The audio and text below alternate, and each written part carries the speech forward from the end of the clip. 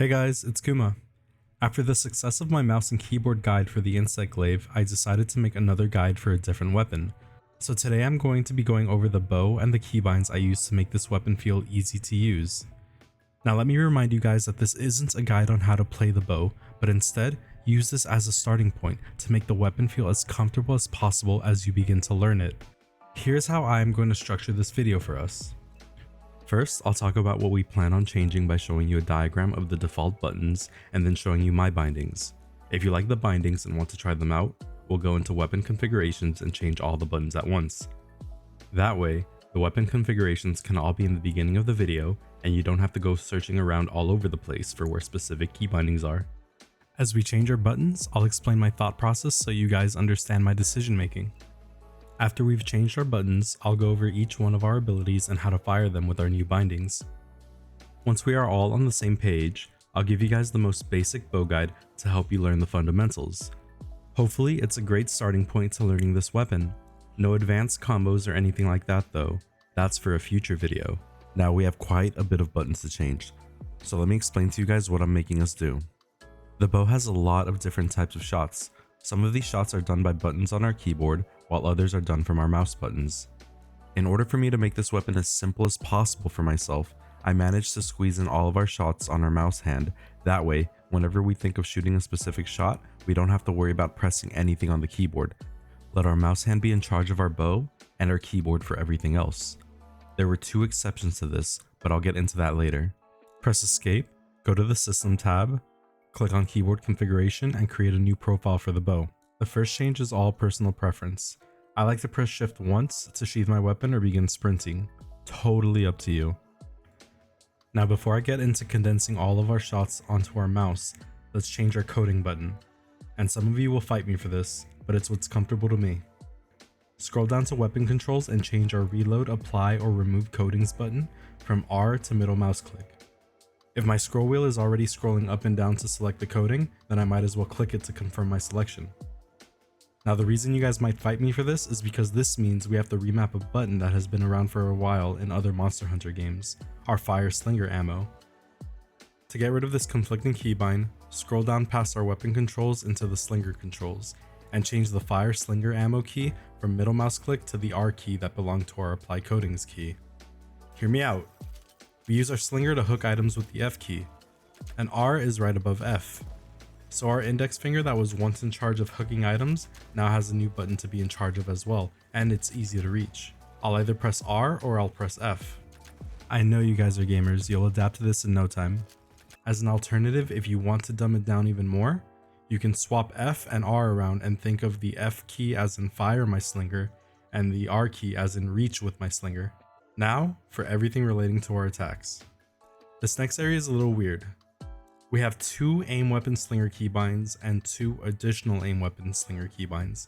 For the life of me, I have no idea what the difference is between these four, besides their toggle functionality. Now, in order for the game to allow us to save and exit our keybinds, we have to have at least one keybind on the first two aim weapon buttons and one keybind on the additional aim weapon buttons. As you can see, one of these is our right click to aim down our bow, and that's all we need. So keep the additional aim weapon button on our right click, disable the other two, and as you can see, the game won't let us continue unless we bind one of these two actions.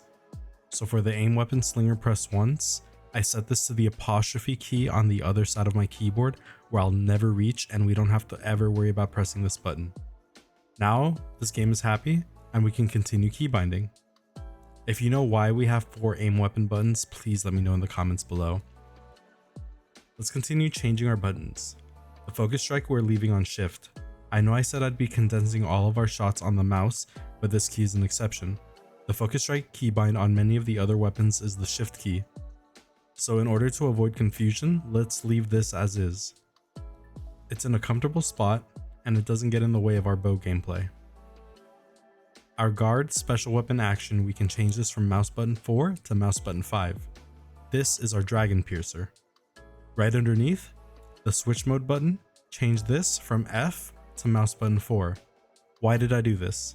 Have you guys ever heard of the term pianoing your keyboard? In some games, you could have your main rotation be your 1 key followed by 2 and 3 and so on. an easy pattern to execute your main combo. This was my idea with the button placement. We are pianoing the side of our mouse because these three skills can combo into each other. First, we shoot with our left click, then we use our quick shot with our mouse button 4, and then we can dragon piercer with mouse button 5. And if we need to use 1000 dragons, it's left click plus mouse button 5. That last one sounds a bit weird, but I got the hang of it during my first hunt and I know you guys can too. And that's it for our keybinds. Let me quickly summarize all the different attacks we have and what buttons they are before we get into the basic bow fundamentals. Our charge shot is on left click. Quick shot, power shot, and power volley are on mouse button 4.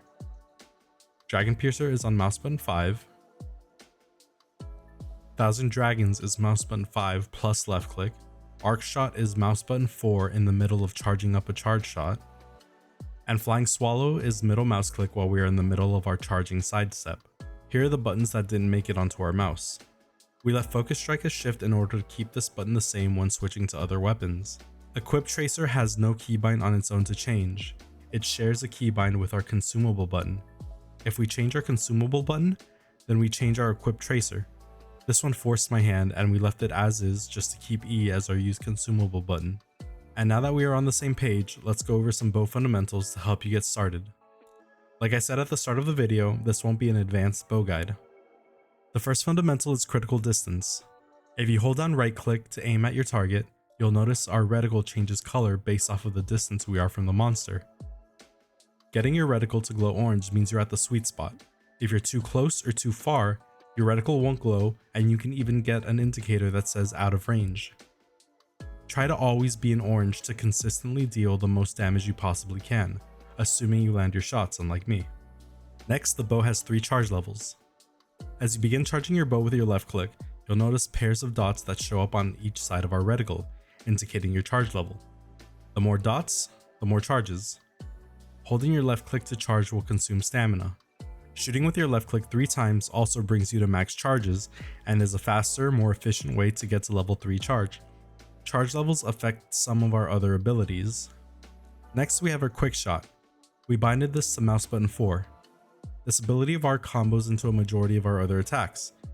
Pressing this button 3 times executes a quick shot into power volley, and these shots spread out similar to that of a shotgun.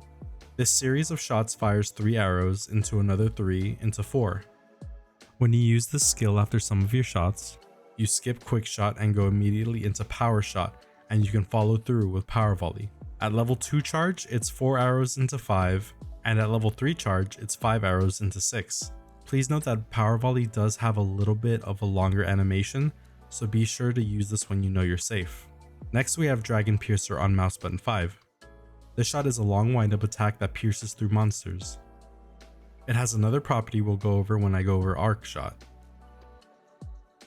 1000 dragons is another long windup attack that fires several arrows at the target. We execute this ability by pressing our mouse button 5 plus left click. This one also has special properties with arc shot, and also deals some strong damage when you're close to the enemy. Arc shot is done by tapping mouse button 4 while charging up a regular left click. An orange indicator on the ground pops up and begins to charge, increasing area size and arrows that fall from the sky. This attack also leaves behind some bomb arrows that get stuck onto the monster, which we can blow up with our dragon piercer, 1000 dragons, or our focus fire hailstorm. It's way easier to land this skill when a monster is knocked down. Our focus fire hailstorm is used with our shift key. We get into a stationary position and this huge reticle pops up on our screen. As long as a wound is in our vision, we can begin charging this ability and you can see these little icons begin to pop up one at a time around the wounds. Once 3 of these triangles pop up on each available wound, you can release the shift key to fire some homing arrows into the wounds, followed by a strong dragon piercer. Now you can also use this move to lock onto the bomb arrows that are left behind by arc shot. However, the hailstorm won't follow up with a dragon piercer unless you use it on a wound. Our next shot is flying swallow, which for some reason is bound to the same button as our apply coatings button. And because we changed that button to our middle mouse click, it coincidentally allowed me to make all of our shots be on our mouse. This skill can be executed during charging sidestep. Every time you dodge with spacebar between certain shots, you execute a charging sidestep.